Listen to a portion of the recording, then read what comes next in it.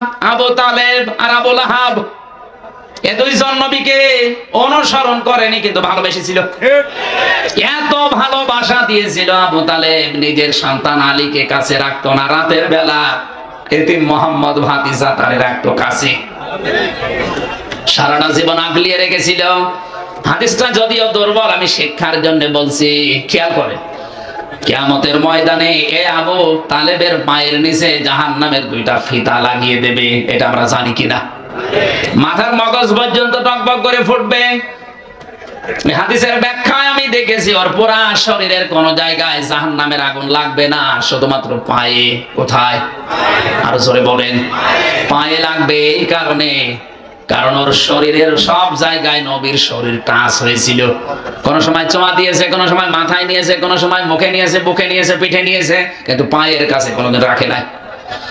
এই কারণে আল্লাহর নবীর শরীর, ওর শরীরের যেখানে যেখানে লেগেছে ওই জায়গাগুলোতে জাহান্নামের আগুন লাগবে না, শুধুমাত্র পা দিয়ে কোনোদিন স্পর্শ হয়নি, এজন্য পায়ে লাগিয়ে দেবে আগুন। কি ভালোবাসা ছিল তার জীবনে আপনি লক্ষ্য করেন।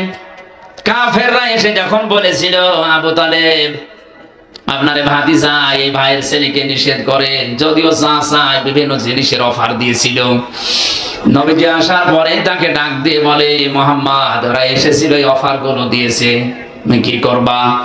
বিশ্ব নবী বলেন চাচা ওরা যেটা দিতে চায় সুন্দরী নারী, গাড়ি বাড়ি, ক্ষমতা, ধন সম্পদ, এগুলো তো দেওয়া সম্ভব, যেটা দেওয়া সম্ভব না আকাশের ওই চাঁদ যদি আমার বাম হাতে, সূর্য যদি ডান হাতে এনে দেয়, যে কালেমাটা নিয়ে এসেছি এক সেকেন্ডের জন্য এ দাওয়াত বন্ধ করা সম্ভব না। ওই দিন আবু তালেবের ভাষা শোনেন, ডাক দিয়ে বলেছে ভাতিজা মুহাম্মদ তোমার কাজ তুমি চালিয়ে যাও, আমি তোমার ধর্ম গ্রহণ করলাম না, কিন্তু তোমারে আমি বাধা দেব না, কেউ বাধা দিতে আসলেও আমি তারে নিজে ঠেকাবো। আপনি যে ভূমিকাও রাখতে পারেন না, এত কঠোর অবস্থায় ছিল আবু তালেব, এরকম ভয়ঙ্কর মুহূর্তেও ছিল তার পেছনে। এরপরে লোকটা যেদিন মারা যাচ্ছিল, বিশ্ব নবী এসে তার বালিশের কাছে বসে বসে বলেছিলেন ইয়া আম্মি আবি তালিব কুল লা ইলাহা ইল্লাল্লাহ হাজ্জুল লাকা ইনদাল্লাহি ইয়াউমাল কিয়ামাহ, রাহুল বুখারী। হে চাচা জোরে বলা লাগবে না, শুধু আমার কানের কাছে মুখ নিয়ে আস্তে করে বলেন লা ইলাহা ইল্লাল্লাহ। আপনি মুহাম্মাদুর রাসূলুল্লাহ বলার দরকার নেই, শুধু আল্লাহর ঘোষণাটা দেন, কিয়ামতের দিন আমি ঝগড়া করে আপনাকে জান্নাতে নিয়ে যাব। পাশে আবু জেহেল আর আবু সুফিয়ান দাঁড়িয়েছিল, ডাক দিয়ে বলে নেতা পড়বা, সারা জীবন বাপ দাদার ধর্ম অনুসরণ করলে, এখন ভাতিজারা নতুন ধর্ম গ্রহণ করে কলঙ্কিত হবা, মানুষ তোমারে ভীরু বলবে, কাপুরুষ বলবে। আবু তালিব ডাক দিয়ে বলে ভাতিজা মুহাম্মদ আমারে মাফ করে দিও, তোমারে কালিমাটা আমি পড়তে পারলাম না। জোরে বলেন নাউজুবিল্লাহ। নবীজির মন খারাপ হয়ে গেল, সঙ্গে সঙ্গে কোরআনে কারিমের আয়াত আল্লাহ নাযিল করলেন ইন্নাকা লা তাহদি মান আহাবাবতা ওয়ালাকিন্নাল্লাহা ইয়াহদি মান ইয়াশা ওয়া হুয়া আ'লামু বিল মুহতাদিন। সূরা কাসাসের 56 নম্বর আয়াতে আল্লাহ পাক বলেন হে নবী আপনি মন খারাপ করেন কেন? হেদায়েত তো আপনার হাতে দেয়নি যে যাকে ইচ্ছা তাকে দিয়ে দেবেন। এই লোকটা আপনার চাচা, আমি জানি, সারা জীবন আপনাকে ভালোবাসা দিয়েছে, বুকে আগলিয়ে রেখেছে, কোলে পিঠে নিয়ে মানুষ করেছে, আমি দেখেছি, কিন্তু লোকটা আপনার অনুসরণ করে নাই, এজন্য আমি আল্লাহ ওকে মাফও করি নাই। হেদায়েত কে পাবে ওটা আপনার চাইতে আমি আল্লাহ ভালো জানি। এরপরেও নবীজি ওর কবরের পাশে দাঁড়িয়ে দুহাত তুলে দোয়া করেছে রব্বুল আলামিন তুমি আমার চাচা আবু তালেবকে মাফ করে দাও, কারণ তার যে শ্রম, তার যে কষ্ট আমার জীবনে আমি তো দেখেছি, তুমি আমার চাচাকে মাফ করে দাও। সঙ্গে সঙ্গে জিবরাইল এসে বলে হে নবী হাত নামান। কার জন্য হাত তুলেছেন? মা কানা লিন নাবিয়্যি ওয়াল্লাযীনা আমানু আইয়াস্তাগফিরু লিল মুশরিকিন ওয়ালাউ কানু উলি কুরবা মিন বাদি মা তাবায়্যানা লাহুম আন্নাহুম আসহাবুল জাহিম। সূরা তাওবা 113 নম্বর আয়াত আল্লাহ পাক বলেন হে নবী হাত নামান। কার জন্য হাত তুলেছেন? এই লোকটা আপনার চাচা, এটা তো আমি জানি। আপনাকে সারা জীবন ভালোবেসেছি, আমি দেখেছি, কিন্তু লোকটা তো মুশরিক। লোকটা কি? মুশরিক। কোন নবীর জন্য, কোন ইমানদারের জন্য জায়েজ না, শোভনীয় না, উচিত না, এটা বৈধ না যে কোন মুশরিকের জন্য আমি আল্লাহর কাছে ক্ষমা চাবে। কাকে বলছে? নবীকে। বলেন বলেন। নবীজিকে যদি এ কথা বলতে পারে, ওয়ালাউ কানু উলি কুরবা, যদিও নিকট আত্মীয় হয়, এটা আপনার, তাও আপনি পারবেন না। অথচ বাংলাদেশে টাটকা মুশরিক মরে যায়, আমরা দোয়া করে জান্নাতে দিয়ে আসি, মনে হয় কন্ট্রাক্টর নিয়েছে। আর ওরাও পাগল, ওরা মনে করে না এত বড় হুজুর দোয়া করছে আল্লাহ জান্নাত দেবে। নবীর হাত আল্লাহ ফেরত দিচ্ছে, আমির হামজার হাতের উপর বাড়ি মারবে না? কি বিশ্বাসে আরে আছে এই মানুষগুলো? এত ভালোবাসা সারা জীবন দেওয়ার পরে নবীজির হাত যদি আল্লাহ ফেরত দেয়, চাচা মুশরিক। আর টাটকা মুশরিক মরে যায়, 14টা গরু জবাই করে আমরা দোয়া করে জান্নাতে দিয়ে আসছি। জান্নাত বাবার নাকি? এই ধোঁকা দিয়ে বোকা বানিয়ে রেখেছে অনেককে। এটা থেকে বেরিয়ে আসেন। ভালোবাসা দিয়ে যদি জান্নাত পাওয়া যেত, আবু তালেবকে জান্নাত দেওয়া লাগতো। অনুসরণ ছিল না, কি ছিল না? অনুসরণ। আর একজন চাচার নাম আমরা জানি, আবু লাহাব। এই লোকটা এত ভালোবেসেছিল নবীর জন্মের সময়, বিশ্ব নবীর জন্মের দিন ওর নিজের টাকায় ক্রয় করা বাদী দাসী সুয়াইবিয়া এসে ডাক দিয়ে বলেছে, মালিক, আপনার মরা ভাই আব্দুল্লাহর একটা সন্তান হয়েছে। আবু লাহাব ডাক দিয়ে বলে, দেখো, জীবনে কোনোদিন তুমি আমার কথার অবাধ্য হয়ে বাড়ির বাইরে যাওনি। আজকে কোথায় গিয়েছিলে? যেই বলেছে আপনার মরা ভাই আব্দুল্লাহ, সে যদি থাকতো বেঁচে আজ অনেক খুশি হতো। সে যেহেতু নেই, আমি তো দৌড়িয়ে গিয়েছিলাম আমিনার ঘরে, তার একটা চাঁদের মতো ফুটফুটে সন্তান এসেছে। এই খবরটা আপনাকে আমি দেওয়ার জন্য দৌড়িয়ে এসেছি। আবু লাহাবের রাগ ছিল, এরপর সঙ্গে সঙ্গে ভাতিজার কথা শোনার পরে ওই সময় ডাক দিয়ে বলেছে, সুয়াইবিয়া, আমার ভাই আব্দুল্লাহ থাকলে অনেক খুশি হতো। ভাই যখন নেই, আমি তো এই ছেলেটার চাচা, এত খুশির সংবাদ আমারে দিলে, এই 2টা আঙ্গুল দিয়ে বলেছিল, তোরে আমি মুক্ত করে দিলাম, যা, তোর আর আমার বাড়িতে কাজ করা লাগবে না। বলেন তো, কত ভালোবাসা থাকলে নিজের টাকায় কেনা এত বড় একটা বাদীকে মুক্ত করে দিতে পারে? আপনি তো 2 টাকাও দিতে চান না। ভালোবাসা কম ছিল না, কিন্তু তার বিরুদ্ধে আমার আল্লাহ কোরআনের আয়াত নাজিল করেছে। যখন এই বিশ্বনবী কালেমার দাওয়াত দিয়েছে, লোকটা অনুসরণ করে নাই, আগের ভালোবাসাও ভুলে গেছে, অনুসরণ বাদ দিয়ে পাথর মেরেছে। কথা বলে না কেন? তাব্বা লাকা লিহাদা জামাতানা, পাহাড়ের ওই পাদদেশে দাঁড়িয়ে এই লোকটাই সর্বপ্রথম পাথর তুলে নবীর দিকে এইভাবে নিক্ষেপ করেছিল। তাফসিরে হাক্কানিতে আমি পড়েছি, পাথরটা নবীজির শরীরে লাগে নাই, সামনে পড়েছিল। খেয়াল করেন আলেম যারা আছেন, পাথরটা কিন্তু নবীর শরীরে লাগে নাই, সামনে পড়েছিল। যেহেতু সর্বপ্রথম পাথর তুলে এভাবে নিক্ষেপ করেছে, আল্লাহ এত বেশি রাগ করেছিলেন ওই সময়, পরা কোরআনের ভেতরে ওর নামে আল্লাহ একটা সূরা নাজিল করেছেন, তাব্বাতে ইয়াদা আবি লাহাবি ওয়া তাব।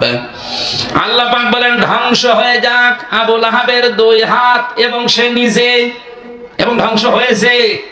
খেয়াল করেন তো শব্দের দিকে, আবু লাহাব পাথর নিক্ষেপ করেছিল কয় হাত দিয়ে? আল্লাহ এখানে কয় হাতের নাম দিয়েছেন? ইয়াদা নিয়েছিল, শব্দটা নুন পড়ে গেছে।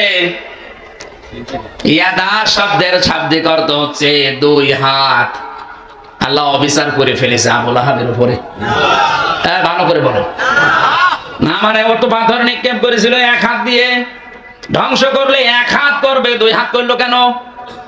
আপনি যে কোনো জিনিস এভাবে তুলে যদি ছুঁড়ে মারতে চান, দেখবেন 1 হাত দিয়ে হয় না, এই হাতও নড়াচড়া করে। কথা বলেন না কেন? আল্লাহ পাক এটাও সহ্য করেন নবীর বিরুদ্ধে। এ হাত দিয়ে যদিও পাথর মেরেছে, পাথরটা শরীরে না লেগে সামনে পড়েছিল, কিন্তু এই হাত কিছুই করে নাই, শুধু নড়াচড়া করে সাপোর্ট দিয়েছে। এই জন্য এই হাতও আল্লাহ ধ্বংস করে দিয়েছে। আজ বিশ্বে যারা বিশ্ব নবী এবং তার আলেমদের বিরুদ্ধে এই হাত, ক্ষমতার হাত, সম্পদের হাত ব্যবহার করছেন, আর পেছন দরজা দিয়ে বাম হাতের মতো অনেকেই নাড়াচাড়া দিয়ে সাপোর্ট দিচ্ছেন। আমি নিচে নামলাম না, এরপরেও যদি না বোঝার ভান করে থাকেন, এদিকে আসেন। ওর যদি দুই হাতি ধ্বংস হয়ে যায় আপনার কিছু থাকবে? ওর শুধু ধ্বংস হয়েছে তা না, মা গনা আনুহু মালুহু ওয়া মা কাসাব, ও যা অর্জন করেছিল সম্পদ ক্ষমতাও, কিন্তু মন্ত্রী ছিল, ওর কিচ্ছু কাজে আসে নাই নবীর বিরুদ্ধে অবস্থান নেওয়ার কারণে। ওর ভালোবাসা জীবনে কম ছিল? আরো জোরে বলেন। ওদের জাহান্নামে গেছে আর কারো ফতোয়া লাগবে? এর পরবর্তী আয়াতে আল্লাহ বলেন সায়াসলা নারং দাতা লাহাব, অতি শীঘ্রই আমি আল্লাহ তাকে লেলিহান অগ্নিকুণ্ডে প্রবেশ করাবো। আল্লাহ যদি বলেন প্রবেশ করাবো, এখানে কোনো সন্দেহ? শুধু এতটুকু আল্লাহ শেষ করেনি, অমরাতুহু, তার স্ত্রীকেও দেব। আমার প্রশ্ন হচ্ছে তার স্ত্রীর দোষটা কি? হ্যাঁ, স্ত্রীর দোষ ছিল এই তলে তলে বিশ্ব নবীকে অপমান করার জন্য এই উম্মে জামিল নামে এই মহিলা স্বামীকে পরামর্শ দিত আর গোতাতো বাড়ি থেকে, যেটা করেন এটা করেন। আজ উম্মে জামিলের অনেক বোন আছে, অনেক খালা আছে, তারা নিজেরা হয়তো অভাবে আলেমদের বিরুদ্ধে লাগে না, বাড়ির লোকদেরকে খোঁচায় যে এটা করতে পারো না। উম্মে জামিলকে আল্লাহ যদি আয়াত নাযিল করে জাহান্নামী ঘোষণা দেয়, আপনিও জাহান্নামী যদি আলেমদের পেছনে এভাবে লেগে থাকেন। দুইজন চাচার কথা বললাম, দুইজনই শুধু ভালোবাসা ভালোবাসা ভালোবাসা, অনুসরণ ছিল না। দুইজনেই জাহান্নামী, দুইজনেই। আরো জোরে বলেন। সিস্টেম অপর পৃষ্ঠায় দেখুন, আরো দুইজন চাচার নাম আমরা জানি, একজন আব্বাস আর একজন হামজা রিদওয়ানুল্লাহি তাআলা আলাইহিম আজমাইন। তাদের জীবনে শুধু ভালোবাসা ছিল না, ভালোবাসতো তারা মাস্ট বি, পাশাপাশি তারা অনুসরণ করে দেখিয়েছে। হযরতে আব্বাস যে নবীর অনুসরণ করেছে তার বাস্তব প্রমাণ মুসলিম শরীফের হাদিস। عن عباس رضي الله تعالى عنه قال قال النبي صلى الله عليه وسلم من سقى طعم الإيمان من رضي بالله ربا وبالإسلام دينا وبمحمد صلى الله عليه وسلم نبيا ورسولا رواه مسلم। হযরতে আব্বাস থেকে বর্ণিত, তিনি বলেন কেউ যদি ঈমানের স্বাদ পেতে চায় দুনিয়ায় তিনটা কাজ তাকে করা লাগবে। এক নম্বরে যে আল্লাহকে রব পেয়ে খুশি আছে। এই হাদিসের প্রথম অংশ পড়ার পরে আমি যেটা বুঝি, বাংলাদেশের ৯৬% মুসলমান ঠিক আছে, কিন্তু ৬% মানুষও আল্লাহকে রব পেয়ে খুশি নেই। এখন যদি বলেন এত বেশি ডিফারেন্স, হ্যাঁ এত বেশি ডিফারেন্স আপনি হিসাব করে দেখেন। আল্লাহকে রব পেয়ে যারা খুশি, রবের অর্থ ১৯টা। এর প্রথম অর্থ রব মানে আইনদাতা। রব মানে আইনদাতা। আমি কি এগুলো বানাচ্ছি? না।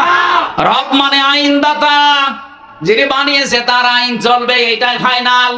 অথচ ৫৩ বছর পার হয়ে গেল, দেশটা স্বাধীন হয়েছে, ৯৬% আমরা মুসলমান বাস করি। ওই রবের একটা আইনও আজও এদেশে কায়েম নেই। আপনি রবকে রব পেয়ে খুশি আছেন কি করে? খালি মুখের কথা। আমার মাঝে মাঝে দাদা, আমার জেলখানায় থাকতে আমার দাদাটা মারা গেছে, অনেক কিছু গল্প বলতো শিক্ষামূলক। বলতো হামজা, এদেশে ৯৬% মুসলমান, ওটা শুধু আদমশুমারিতে আর ওই আগা কাটা আছে, তাছাড়া ৯৬% মুসলমান না। ৫১% যদি মুসলমান বাংলাদেশে মান রাদিয়া বিল্লাহি রব্বা এই হাদিস অনুযায়ী তৈরি হয়ে যায়, এই দেশে আল্লাহর আইন ছাড়া অন্য কিছু চলার কথা না। উদাহরণ দিতে গিয়ে বলতো, একজন গরিব মানুষ রিকশা চালায়, বহু কষ্ট করে ১ কেজি মাংস কিনেছে খাসির। বৌমাকে বলছে রান্না করো, আমি গোসল করে আসি। রান্না কমপ্লিট করে চিন্তা করছে দেখি কেমন লাগে, খেতে খেতে প্রায় সব খেয়ে ফেলেছে। শ্বশুর এসে বলছে কই দাও, মোলা দিয়েছে আলু দিয়েছে কিন্তু গোশত দেয় না। ডাক দিয়ে বলছে কই আসল জিনিস। তো শ্বশুর আব্বা বলবো কি, আপনি যখন গোসল করতে গেলেন আমি রান্না কমপ্লিট করার পরে ঢাকনা দিয়ে ঢেকে রেখে পানি আনতে গেছি, পানি এনে দেখি ওই যে দুষ্ট বিড়াল সব খেয়ে ফেলিস, আর নেই। শ্বশুর মনে মনে চিন্তা করছে ১ কেজি মাংস রান্না কমপ্লিট, ঢাকনা দিয়ে ঢেকে রেখেছে, পানি আনতে গেল কয় মিনিট লাগে, এর ভেতরে বিড়াল খেয়ে ফেললো। একই বিড়াল পাশে তাকিয়ে দেখে মিউ মিউ করছে, চেপে ধরিস। ৪ হাত পা রাইট করে রশি দিয়ে বেঁধেছে, দাড়ি পাল লাইনে ওজন দিয়ে দেখে ১ কেজি। বলছে বৌমা, এটা যদি বিড়াল হয় তো মাংস কই? কারণ এই বিড়াল যদি 1 কেজি মাংস খায় ওজন হবে 2 কেজি, আর এটা যদি মাংস হয় তাহলে বিড়াল কই? 96% মুসলমান, শুধু আদমশুমারি আর মুসলমানি দেওয়া এই। আর এখন তো অনেকেই বিশেষ করে এই দেশে মুসলমানি দেওয়াকে এমন কায়দায় নিয়ে গেছে, এটা একটা ব্যবসা বানিয়েছে। 20 বছর ছেলের বয়স মুসলমানি দেয় না, কি চাচা এত বড় ছেলে, টাকা পাবো কোথায়?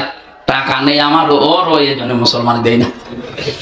একটা ছেলে মুসলমানি দিতে কয় টাকা লাগে? হ্যাঁ, 1000 টাকা দিলে গোড়া থেকে কেটে বাদ দিতে, 200 টাকা দিলে কেটে দেয় 1000, 5টা মুসলমান হয়ে যায়। মুসলমানি দিতে পারছে না কারণ কি? এখনো বন ভাষণ করবে, পিকনিক করবে, টাকা কালেকশন করবে, এই কারণে শেষ পর্যন্ত এনজিও বেরাক বিভিন্ন সংস্থার কাছে টাকা নেয় সুদে, 50,000 টাকা নিয়ে 3 দিন মাইকিং করছে যে আমার তাগড়া ছেলের মুসলমানি দিয়েছে। টাকা পয়সা তো কম ওঠে না, ভালো উঠিস। সকালে চার দোকানে বসে আসতেছে, লোকজন বলে কি চাচা এত খুশি? বাবাজি জানতাম না যে ব্যবসায় এত লাভ, মনে হচ্ছে আমি আরেকবার দিই। কি ব্যবসা পেয়েছে, এইটার নাম মুসলমানি। এইটা কেটে দিলে যদি মানুষ মুসলমান হয় তাহলে ছাগল কি? ছাগল মুসলমান না? আমি হাসির খোরাকি দেওয়ার জন্য বলি নাই। 96% মুসলমান আমরা দাবি করছি, সারা বিশ্বে আমাদেরকে এই নামে জানে, যেখানে মুসলমান 96%। অথচ মানজাকত আমাল ঈমান, আমরা ঈমানের স্বাদ পাই না, কারণ আল্লাহকে আমরা রব পেয়ে খুশি না। হযরত আব্বাস রাদিয়াল্লাহু তাআলা আনহু আল্লাহকে রব পেয়ে খুশি, কথা বলেন না কেন? উনি আল্লাহকে রব পেয়ে খুশি ছিলেন। দ্বিতীয় নম্বরে ইসলামকে জীবন ব্যবস্থা হিসাবে পেয়ে উনি খুশি ছিলেন। আল্লাহর নবীকে আদর্শ পেয়ে উনি খুশি ছিলেন। এই জন্য তিনি ঈমানের স্বাদ পেয়ে এই হাদিসটা বর্ণনা করেছেন। জোরে বলেন সুবহানাল্লাহ। উনি যে জান্নাতি তার প্রমাণ সূরা বাইয়ার শেষ আয়াত, আল্লাহ পাক সাহাবীদের জন্য আয়াতটা নাযিল করেছেন, রাদিয়াল্লাহু আনহুম ওয়া রাদু আন। আমি আল্লাহ এদের উপরে রাজি হয়ে গেছি, এরা যেমন আমার উপরে রাজি। তার মানে হযরতে আব্বাস শুধু ভালোবাসা দেননি, পাশাপাশি তিনি নবীর অনুসরণ করে দেখিয়েছেন, এই জন্য জান্নাতি। কথা বলেন না কেন? আর একজন চাচার দিকে তাকান, হযরতে হামজা।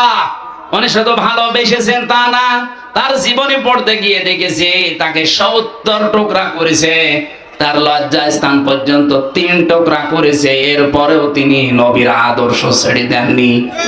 কথা বলে না কেন? উনি নবীকে ভালোবেসেছেন একদিকে, এই ভালোবাসার প্রমাণ দিতে গিয়ে জীবন পর্যন্ত দিয়েছেন। আল্লাহর নবীর আদর্শটা এত বেশি অনুপ্রাণিত হয়ে গ্রহণ করেছিলেন, যেদিন নবীজির মাথা ফাটা অবস্থায় দেখলেন, স্বীকার করে বাড়িতে আসার পরে তার স্ত্রী মুখ ভার করে বসে আছে, ডাক দিয়ে বলে, স্ত্রী মুখ ভার করে আসো না, তোমার এতিম ভাতিজা মোহাম্মদকে আবু জেহেল রড দিয়ে মাথার উপরে পিটিয়ে রক্ত বের করে দিয়ে কাবার পাশে শুইয়ে রেখেছে। ওই অবস্থায় তীর ধনুক নিয়ে আবু জেহেলকে ওইভাবে আঘাত করার পরে নবীর কাছে গিয়েছে, ডাক দিয়ে বলে, মোহাম্মদ তোমাকে যেভাবে মেরেছিল আমি ঠিক ওইভাবেই মেরে এসেছি, তুমি কি খুশি হয়েছো? বিশ্ব নবী বলেন, চাচা আমি খুশি হতে পারলাম না। হামজা ডাক দিয়ে বলে, চা ভাতিজা কি করলে তুমি খুশি হবে বলো, আমি আজকে তাই করব। নবীজি বলেছিলেন, চাচা আপনি কি সত্যি আমাকে খুশি দেখতে চান? বলে হ্যাঁ। আবু জেহেল না, এরকম হাজারো আবু জেহেলের মাথা ফাটিয়ে প্রতিশোধ নিলে আমি খুশি না, যদি আপনি আমার আদর্শটা মেনে নেন, আমার আনিত কালেমা যদি পড়তে পারেন, আমি খুশি হয়ে যাব। হযরত হামজা ওই দিনই বলেছে, ভাতিজা প্রতিশোধে যখন তুমি বিশ্বাসী না, তোমার চরিত্র তো আমি আগে জানি, পেছনের দিকে আমি আর তাকালাম না, সব কিছু ছেড়ে দিয়ে তোমার আদর্শে অনুপ্রাণিত হয়ে আমি তোমার কালেমা স্বীকার করে নিলাম। হযরত হামজাকে 70 টুকরা করে তার কলিজা বের করে চিবিয়েছে, 3 টুকরা করেছে লজ্জা স্থানের, পরেও তিনি ছেড়ে যাননি। তিনি জান্নাতি না জাহান্নামী? তিনি যে জান্নাতি তার প্রমাণ কোরআনে কারীম।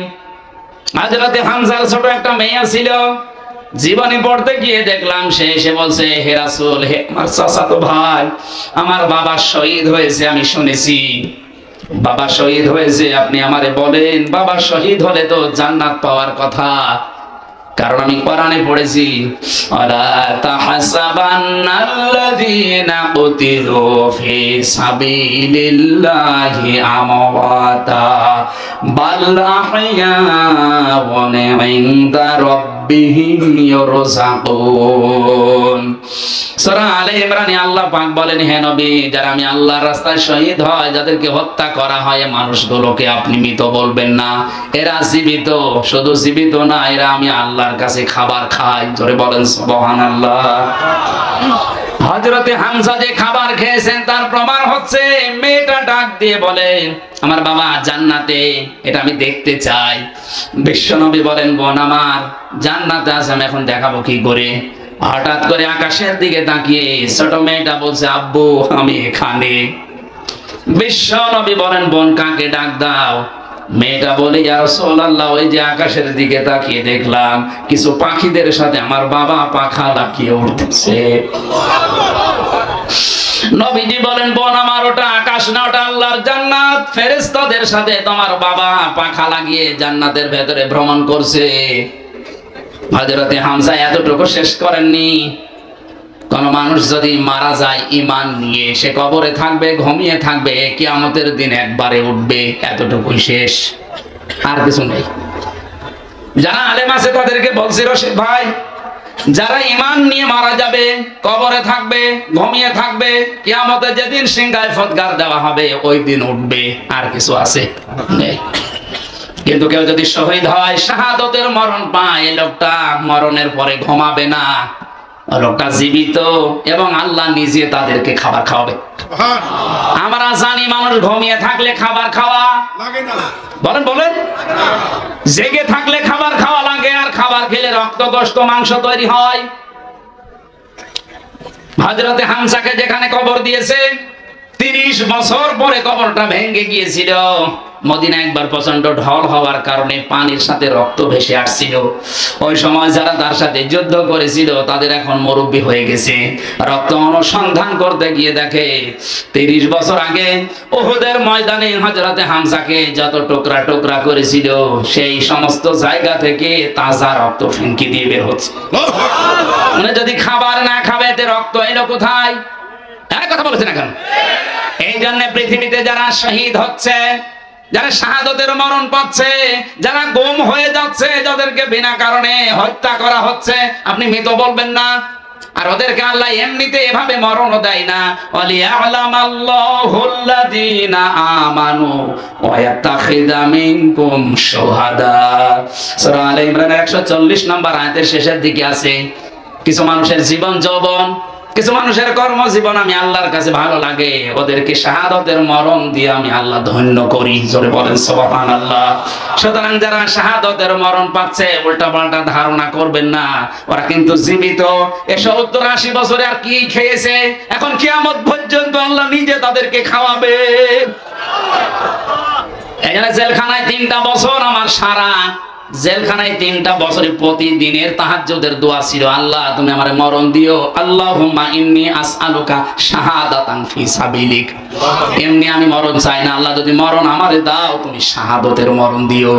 কারণ 33 বছর আর কি খেয়েছি, শাহাদতের মরণ যদি আমি পাই, হযরতে হামজার মতো কিয়ামত পর্যন্ত জীবিত থাকতে পারবো, আল্লাহর জান্নাতি খাবার আল্লাহর হাতে খেতে পারবো। হযরতে হামজা, হযরতে আব্বাস, 2জন নবীকে শুধু ভালোবাসা দিয়েই শেষ করেছে না অনুসরণ করেছে? এখানে 2জন জান্নাতি আর আগের 2জন জাহান্নামী। আপনার এখনো বিবেক খোলে না, খালি ভালোবাসা দিয়ে শেষ করে দেবেন। অনুসরণ করে দেখান হামজার মতো, আব্বাসের মতো। শব্দটা কি ছিল? কেউ যদি অনুসরণ আরম্ভ করে তাকে আল্লাহ ভালোবাসা শুরু করবে।